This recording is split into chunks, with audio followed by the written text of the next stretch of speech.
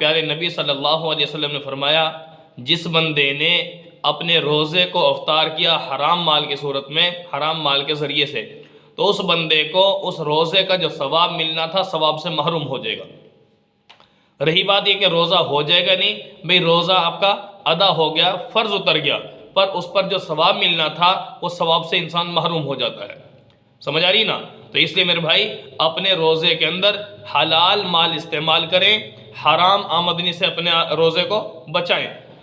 اور عام طور پہ ہوتا یہ ہے کہ دعوتیں ہوتی ہیں رمضان میں، تو جب دعوتیں جو دعوت کر رہا ہے آپ اس پر دیکھیں کہ اس کا مال حلال ہے یا حرام ہے، کاروبار حلال ہے یا حرام ہے۔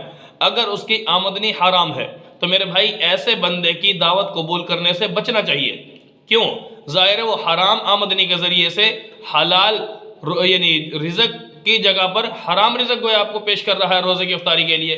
تو آپ نے اگر یا اپنے حرام پیسے سے افطار کر لیا یا کسی کے حرام پیسے سے، حرام کے پیسے سے جو افطاری کا انتظام کیا گیا اس میں اپنے روزے کو آپ نے افطار کر لیا، تو یاد رکھنا آپ اپنے ثواب سے محروم ہو جائیں گے۔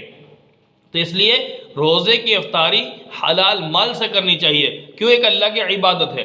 کوئی بندہ چوری کا پیسہ اکٹھا کرے، ٹھیک ہے، اور سود کا پیسہ اکٹھا کرے، اس حرام کے، سود کے، رشوت کے پیسے سے اگر حج کرنے کے لیے چلا جائے، مجھے بتاؤ کیا اس کا حج ادا ہو جائے گا؟